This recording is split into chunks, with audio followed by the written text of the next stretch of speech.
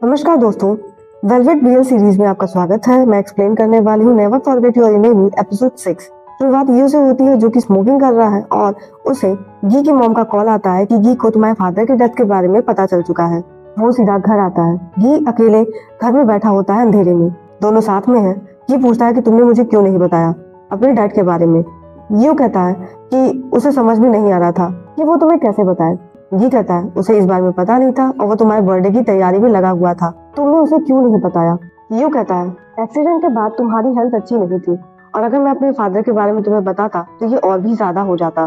गी कहता है अगर मुझे कभी याद नहीं आता तो तुम मुझे कभी नहीं बताने वाले थे। यू कहता है कि जब तुम खुद को संभालने लायक हो जाते तो मैं तुम्हें पक्का बताता। ये पूछता है तो अब तुम्हारे पास मेरी मॉम, मेरी सिस्टर और सिर्फ मैं हूँ। यू कहता है मेरे लिए यही काफी है। तो अब गी उसके फादर की आत्मा के लिए रिचुअल करना चाहता है। रिचुअल्स की तैयारी करने की बात कहता है। अगले ही दिन दोनों मिलकर ईयो के फादर के मेमोरियल डे पे रिचुअल करते हैं। दोनों ही शांत हैं, सैड हैं, ज्यादा बातें नहीं करते। ये उसे तो खाना भी नहीं खाया जाता पर गी इंसिस्ट करता है। गी समझ पा रहा था कि ईयो ठीक नहीं है, तो अगले दिन ही वो उसके साथ घूमने का प्रोग्राम बनाता है जिसमें वो कहता है कि ड्राइविंग वो करेगा। पर ईयो कहता है उसे पैट करते हुए कि उसे ड्राइविंग तो नहीं याद है। तो गी कहता है उसे याद नहीं है पर उसकी बॉडी को याद है, लेकिन फिर भी ईयो ही ड्राइविंग करता है। अब सुबह से शाम तक ये दोनों एक दूसरे के साथ ही रहते हैं। इस समय हमें वो बीच पे दिखाई दे रहे हैं जिसमें गी माफी मांगता है कि सॉरी, तुम्हारे फादर की बात मुझे याद नहीं थी। ईयो कहता है वो एक एक्सीडेंट था जिसे गुजरे 4 साल हो चुके हैं और अभी तक वो सिर्फ गी की वजह से संभला रहा। ये उसे कहता है कि वो उसकी इकलौती फैमिली है, इसलिए वो उसके साथ रहे। गी हाँ में रिस्पॉन्स करता है कि वो अब से उसके साथ ही रहेगा। दोनों बीच साइड में बैठे हुए हैं। गी उसे कहता है कि उसे एक बात याद है, एक्सीडेंट होने के बाद जब उसका पैर खराब हो गया था वो हमेशा यही कहता था कि सारी गलती तुम्हारी है, पर वास्तविकता ये थी कि ये सब कुछ एक एक्सीडेंट था, इसलिए मुझे माफ करो कि मैं हमेशा तुम्हें कसूरवार समझा। पर ये उसे कहता है कि मैं चाहता था कि तुम हमेशा मुझे ही ब्लेम करो जिससे तुम खुद को कभी ना कोसो। मैं इस गिल्ट को अपनी पूरी लाइफ भर कैरी कर सकता हूँ। तुम्हें लगता है कि मैं तुम्हें हमेशा इसे अकेले ढोने दूंगा। ये कहता है कि वो तुम्हें सिर्फ खुश देखना चाहता है। तो गी भी कहता है कि ठीक है, तो अब से हम एक दूसरे के साथ ही खुश रहेंगे। गी का फैसला सुन यू को भी खुशी होती है। अब रात हो चुकी होती है, मौसम बरसात का होता है।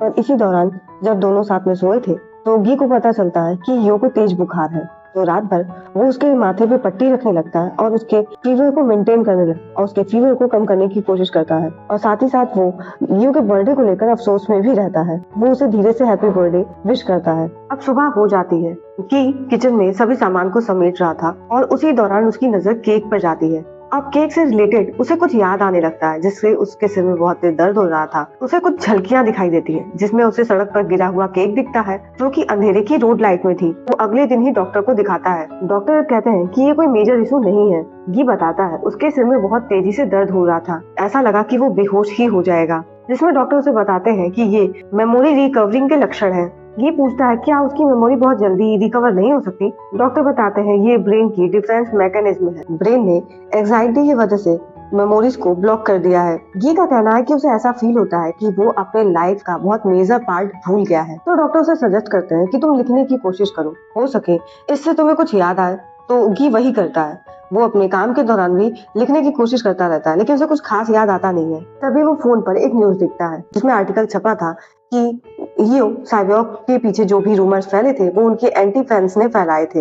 ये खबर बिल्कुल ही झूठी है। इसे पढ़ के वो बहुत खुश होता है और तभी वो किसी को कॉल करता है और बहुत खुशी से उसे ह्यूम बुलाता है। फिर अगला सीन ही हम यू का देखते हैं जो कि अपने कार का दरवाजा खोलता है, लेकिन अंदर ये होता है जो कि बहुत प्यार से उसका वेट कर रहा था और वो उसे क्यूट तरीके से हाय कहता है। यू उसे देखकर खुश होता है, पूछता है तुम यहाँ क्या कर रहे हो। ये बोलता है वो तो सेलिब्रिटी को देखने आया है। गी को यहाँ पर यू का मैनेजर लेकर आया था, उसने उससे फोन पर बात की थी। इसके बाद गी कहता है कि तुमने आर्टिकल पढ़ा। यू कहता है कि हाँ, उसे मैंने सुबह ही पढ़ लिया था। तो गी कहता है देखा मैं कितना कमाल का हूँ, और यू भी उसे थैंक्स कहता है उसकी मदद करने के लिए। लेकिन तभी गी उसे अपनी ओर आने का इशारा वो करता है और फिर धीरे से बोलता है कि आज तुम बहुत ही हैंडसम दिख रहे हो। अब गी की नजदीकी की वजह से यू उसे तुरंत किस करता है। दोनों ही एक दूसरे को किस कर रहे थे, लेकिन तभी गी यू को पीछे करता है। यू पूछता है कि क्या हुआ। गी कहता है तुम्हें बुखार है। यू कहता है तो ठीक है, मैं अपना फीवर तुम्हें देता हूँ, और ये कहकर वो उसे फिर से किस करता है। इसके बाद फिर से शूटिंग होना शुरू हो जाती है और यू उसमें बिजी हो जाता है। गी उसके मैनेजर के साथ खड़ा होकर दूर से देख रहा था। मैनेजर उसे पूछता है कि जब तक शूटिंग होगी आप यहीं पर रहेंगे। गी कहता है कि ये शूटिंग चलेगी कब तक। मैनेजर कहता है आज के आधी रात तक। तो गी को पता चलता है कि एक्टिंग एक्चुअली में कितनी टफ है। अब इसी दौरान गी एक और सवाल पूछता है कि यो ये बताओ कि यो को मुझ में क्या पसंद आता होगा। मैनेजर पूछता है बीच में आप दोनों के बीच सब कुछ बहुत मुश्किल हो गया था। तो गी कहता है ऐसा तो नहीं था। तो मैनेजर बोलता है वही तो, भाई उस नजर से देखो जैसे कि मैं देख पा रहा हूँ, इसीलिए वो आपको पसंद करते हैं। और फिलहाल अगर मैं यो की बात करूँ तो अभी तक उसने भी बहुत कुछ झेला है।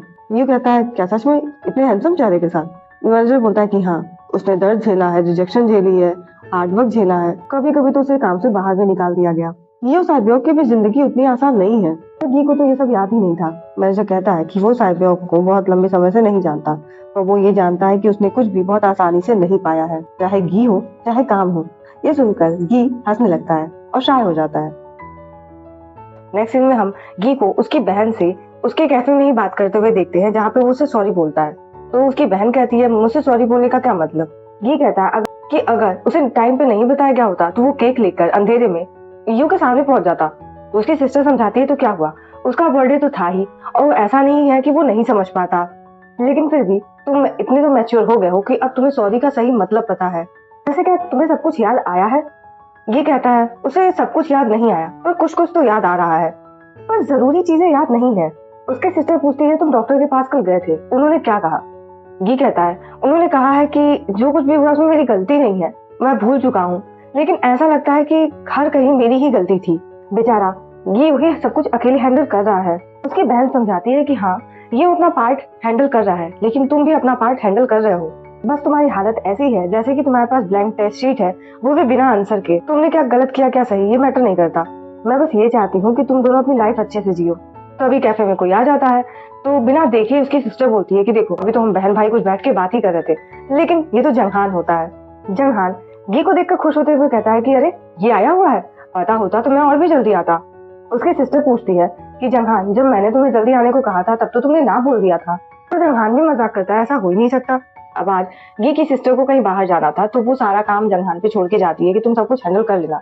तो गी भी बोलता है कि मैं उसकी मदद कर दूंगा। तो गी भी जंगहान को कहता है कि तुम टेंशन मत लो, मैं आज तुम्हारी मदद करूंगा।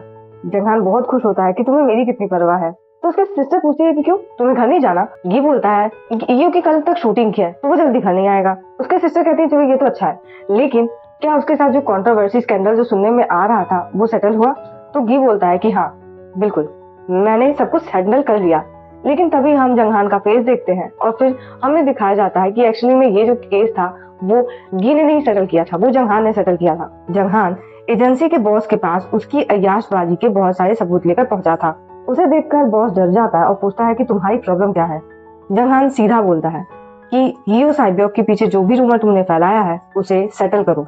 मुझे पता है गी बहुत अच्छा इंसान है, उसने तुम्हें समझाया तो जरूर होगा, लेकिन मैं उतना अच्छा नहीं हूँ। बॉस कहता है क्या गी ने तुम्हें ये सब करने के लिए बोला। जंगहान बोलता है गी ने मुझे इतने सारे प्रूफ के लिए नहीं बोला, देखो अगर यहाँ पे गियो की जगह कोई और होता तो मैं तुम्हारे पास नहीं आता। उसका बॉस उसे धमकी देता है कि वो तुम्हारे खिलाफ रिपोर्ट कर सकता है, तुम मुझे झूठे सबूतों के जरिए डरा रहे हो। जंगहान कहता है अभी तो मैंने डराया ही कहा है, मेरे पास इससे ज्यादा एविडेंस है, कुछ तो मैं और भी क्रिएट कर सकता हूँ। बॉस सच में डर चुका है और जंगहान उसे समझाता है कि जो भी तुमने रूमर फैलाया है उसे समेटो, ऐसा दिखा और बताओ कि ये सारी फोटो झूठी है, गलत है। अब चाहे तुम ये खुद कन्फेस करो, चाहे ये इल्जाम किसी और पर डाल दो, मुझे परवाह नहीं। बॉस पूछता है तुम्हारा और गियो साइबोर्ग का क्या रिश्ता है। जंगहान स्माइल करते हुए कहता है एक लव ट्रायंगल का रिश्ता है, लेकिन तुम ज्यादा परेशान मत हो, ज्यादा दिमाग मत लगाओ। और फिर वो फाइनल वार्निंग देते हुए निकल जाता है कि अपने फैमिली को लेकर सिंसियर बनो। लेकिन बॉस और भी ज्यादा डर जाता है, बोलता है कि तुम बदमाश, तुमने मेरी फैमिली को बीच में क्यों लाया। तो रियलिटी यही है कि गियो साइबोर्ग की मदद गी ने नहीं बल्कि जंगहान ने की है। सीन बदल जाता है, रात का टाइम है, कैफे बंद हो चुका है, दोनों वापस आ रहे होते हैं। जंगहान आज कैफे में मदद करने के लिए गी को थैंक यू कहता है। दोनों साथ में ही घर जाने वाले थे, जिसमें जंगहान बोलता है कि चलो मैं तुम्हारे घर तुम्हें छोड़ दूं। गी कहता है तुम्हें पता है मैं कहाँ रहता हूँ।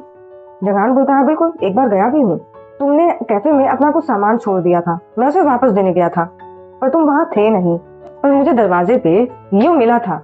तो गी कहता है अच्छा, पर यो ने मुझे कुछ बताया नहीं। अब बातों बातों में जंगहान थोड़ा सीरियस हो जाता है और फिर वो गी से कन्फेस करता है कि वो उसे लाइक करता है। तो गी भी एज अ फ्रेंड उसे बोलता है कि हाँ वो भी तुम्हें पसंद करता है, आखिर तुम्हारे जैसे हैंडसम, टॉल और सेंसिटिव लोगों को कौन नहीं पसंद करेगा। जंगहान अब उसे रियलाइज कराता है कि वो उसे सच में पसंद करता है, गी इसको समझ कर भी ना समझने की एक्टिंग करता है या फिर ये बहुत शांत हो जाता है बिल्कुल। जंगहान कहता है, क्या तुम सच में नहीं समझ पाए? तुम्हें ऐसा लगता है कि हम दोनों एक दूसरे को सूट नहीं करते? गी के शांत चेहरे को देखकर वो डिसाइड करता है कि अब उसे चले जाना चाहिए। तो वो उसके साथ जाने वाला था, लेकिन वो पहले ही चला जाता है। फिर गी को देखते हैं जो कि अपनी पुरानी दोस्त या यूं कहूं एक्स गर्लफ्रेंड के साथ बियर पी रहा है, जो पूछती है कि उसका टेनिस कैसा चल रहा है। गी कहता है, वो अच्छा है, मुझे उसे पहले ही नहीं छोड़ना चाहिए था। उसकी दोस्त बोलती है, सुनकर अच्छा लगा कि जो तुम करना चाहते थे वो अब तुम कर रहे हो। सच कहूं तो मैं जल रही हूँ। वैसे एक बात बताओ, तुम्हारी बहन के कैफे में जो हैंडसम लड़का है, क्या वो अभी भी वहाँ पे काम करता है? उसका नाम सुनते ही गी शांत हो जाता है, जैसे उसके बारे में बात ही नहीं करना चाहता। तो उसकी जो दोस्त है, मतलब एक्स गर्लफ्रेंड है, वो कहती है, लग रहा है कि तुम उसके बारे में बात नहीं करना चाहते। सुनो, कहीं वो भी तुम्हें पसंद तो नहीं करता है? तो इस बात को गी बिल्कुल ही अवॉइड करता है। तो उसकी दोस्त बोलती, नहीं नहीं, वो करता है, मैं गेस कर रही थी जिस तरह से वो तुम्हें देख रहा था, वो नॉर्मल नहीं है। फिर वो उदास हो जाती है, बोलती है कि गी, ऐसा लग रहा है कि जैसे कल ही का दिन था जब तुमने मुझे कन्फेस किया था। गी कहता है, उसे भी ठीक ऐसा ही लगता है। तो उसकी दोस्त बोलती है कि अगर ये साइबेक बीच में नहीं आता ना, तो शायद हम दोनों एक दूसरे को अभी भी डेट कर रहे होते। वो बहुत ही बुरा है। गी बोलता है, वो मेरे साथ तो बिल्कुल बुरा नहीं है, लेकिन तुम्हारे साथ कैसे? तो उसकी दोस्त हंसते हुए पूछती है, सच में तुम्हें बिल्कुल भी नहीं पता? तो गी सच में समझ ही नहीं पाता कि आखिर ये ऐसा क्यों कह रही है। उसकी दोस्त बोलती है कि गियो साइबेक ने मेरे इस मासूम दिल को क्यों तोड़ा, या फिर वो हर दूसरी लड़की के साथ क्यों जुड़ जाया करता था? ये सब तुम्हारी वजह से था, तुम्हारे लिए था। गी को बातें समझ में ही नहीं आ रही थी। उसकी दोस्त समझाती है कि द ग्रेट एक्टर गियो साइबेक को तुम्हें किसी भी लड़की के साथ या किसी भी अदर के साथ देखकर बिल्कुल भी अच्छा नहीं लगता था, उसे नफरत हो जाती थी। वो जानबूझकर उन्हें कन्फेस करता, फिर एक हफ्ते बाद डंप कर देता। उसने मेरे साथ भी यही किया, मुझे कन्फेस किया, फिर हफ्तों में ही डंप कर दिया। सच बताऊं, ये सब सोचकर रोना आता है। घी की आंखें बड़ी हो जाती हैं। पूछता है, क्या सच में ये सब सच है? उसकी दोस्त बोलती है, सच में मेरा दिल टूट चुका है, और ये शुरू से ही तुम्हारे लिए ओवर प्रोटेक्टिव था। ये बोलता है, सच में वो सब नहीं जानता। तो उसकी दोस्त बोलती है, तब तो तुम ईविल हो, वो न जाने तुमसे कब से प्यार करता रहा है। ये सब जानकर गी बहुत ज्यादा खुश होता है कि ये उससे कितना ज्यादा प्यार करता था और हमेशा करता था।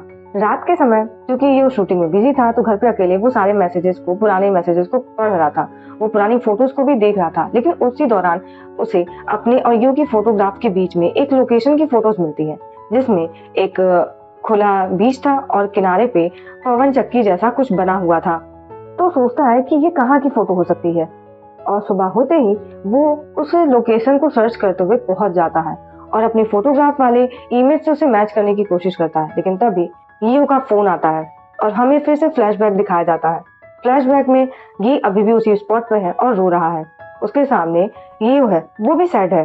गी माफी मांग रहा है कि सारी गलती उसकी है, और अब वो डर रहा है क्योंकि वो उसके लिए एक हैप्पी मेमोरी नहीं है। वो तुम्हारे लिए तुम्हारे दर्द के सिवा कुछ नहीं है। वो तुम्हारे लिए दर्द की परछाई है, और सब कुछ लास्ट में मैंने खराब कर दिया। पर हियो उसे समझाता है कि ऐसा मत करो, ऐसा कुछ भी नहीं है, तुम्हारी कोई गलती नहीं, और ये जो कुछ भी हुआ है मैं इस पार्ट को बिल्कुल एक्सेप्ट करता हूँ, लेकिन फिर भी तुम मेरे साथ रहो, हम खुशी खुशी साथ रहेंगे। अब फिर से प्रेजेंट में आते हैं। गी को ये हिस्सा याद आ गया था जब फोन पर पूछता है यो कि कहाँ हो, तो गी बोलता है कि मैं कहाँ हो सकता हूँ। गी सही सही जवाब नहीं देता, फोन कट कर देता है। वो रात में जब देर से घर आ रहा था, वो काफी सैड था, वो उसी ख्याल में खोया था, तभी उसे कॉल आता है जो पुलिस स्टेशन से था। सबसे पहले तो उसे ली सैरी के बारे में पूछा जाता है। अब जो कैब घर को जा रही थी वो अब सीधा पुलिस स्टेशन जाती है। वही हम यू को देखते हैं जो कि बहुत जल्दी में अपने मैनेजर से कहता है कि वो गी से मिलना चाहता है, वो ठीक नहीं लग रहा था, वो नहीं जानता पर कुछ तो गड़बड़ है। गी सीधा पुलिस स्टेशन पहुंचता है कि उसके हिट एंड रन केस में किसी ने अपना गुनाह जो था वो कन्फेस किया है। गी जाकर उस कल्पित को देखता है तो वो कोई और नहीं जंगहान होता है। जंगहान गी को अपने सामने देखकर स्माइल कर रहा था और उसे हेलो बोलता है। अब हमें जंगहान का एक सीन दिखाया जाता है एक दिन पहले का शायद, जहाँ पे वो किसी लड़की से बात कर रहा था। वो लड़की उसे डांट रही थी कि क्या तुम पागल हो रहे हो, तुम ऐसा कैसे कह सकते हो, तुम्हारे पास मेरे सिवा कोई भी नहीं है, तुम अगर जेल चले गए तो तुम्हारे लिए कोई नहीं आएगा। पर जंगहान उसे समझाता है कि उसके लिए सिर्फ एक ही इंसान है। अब प्रेजेंट में पुलिस ऑफिसर की आवाज सुनाई देती है कि हान जियो युंग ने कहा कि वो अपना हर गुनाह कबूल कर लेगा अगर तुम आओगे, इसलिए हमें तुम्हें कॉल करना पड़ा। पर गी किसी भी हान जियो युंग को नहीं जानता था। पुलिसमैन कहता है, शायद तुम्हें ना पता हो, उसने कहा कि इन सब चीज में वो अकेले नहीं था, ली सैरी ने उसे ऐसा करने के लिए उकसाया था। पर गी ली सैरी को भी नहीं जानता। पुलिसमैन कहता है, क्या तुमने कभी भी कोई थ्रेटन लेटर पाया जो ली सैरी ने भेजा हो? क्योंकि उसने क्लेम किया है कि तुम्हें इस बारे में सब कुछ पता है। अब थ्रेटन लेटर सुनकर वो सीधा घर जाता है और ऐसा कुछ वो घर में ढूंढने लगता है, लेकिन उसको कुछ मिलता ही नहीं है। तब उसे याद आता है कि हीयो हमेशा एक बॉक्स को हमेशा संभालता था। तो वो सीधा उस बॉक्स तक जाता है और बहुत सारे रेड इनवेलप वाले लेटर उसे मिल जाते हैं। इनमें से एक लेटर को पढ़ता भी है जिसमें लिखा था कि जो मर्डर है वो तुम ही हो, गी हाइनियोल। जिसे पढ़कर गी के हाथ पांव कांपने लगते हैं। सीन सीधा जंगहान पे और गी पे सेट हो जाता है। दोनों आमने सामने बैठे हैं जिसमें जंगहान गी को बहुत प्यार से देखे जा रहा है और बिना कुछ पूछे वो फिर बताने भी लगता है कि उसका नाम हान जियो यूंग है। तो गी सवाल पूछता है कि तुमने ये क्यों किया। अब हान जियो यूंग कहता है कि सबसे पहले तो वो तुम्हें जान से मारना चाहता था, लेकिन फिर वो तुम्हें लेकर क्यूरियस हो गया, लेकिन फिर लास्ट में उसका इरादा सब कुछ ठीक करने का हो गया। गी उसे फिर भी जंगहान बुलाता है तो हान जियो यूंग कहता है कि ये एक ऑर्फनेज का दिया हुआ नाम है, इसीलिए मुझे हान जियो यूंग नाम से नफरत की तरह रहने से नफरत हो गई है। गी कहता है मैंने क्या गलती की थी। हान जियो यूंग कहता है गलती तो गलत लोग करते हैं, बुरे इंसान, लेकिन तुम बहुत अच्छे हो। तुम मेरे बारे में जो कुछ जानते हो सब कुछ झूठ है। बस एक ही बात सच है कि मैं तुमसे प्यार करता हूँ, सिर्फ यही पार्ट रियल है। ऐसा कहते हुए वो काफी इमोशनल था क्योंकि वो सच बोल रहा था। अब ये एपिसोड यहाँ पर एंड हो जाता है। अगर आपको वीडियो पसंद आए, आपको अगला पार्ट देखना हो तो चैनल को सब्सक्राइब, वीडियो को लाइक और कमेंट जरूर करें। मिलते हैं।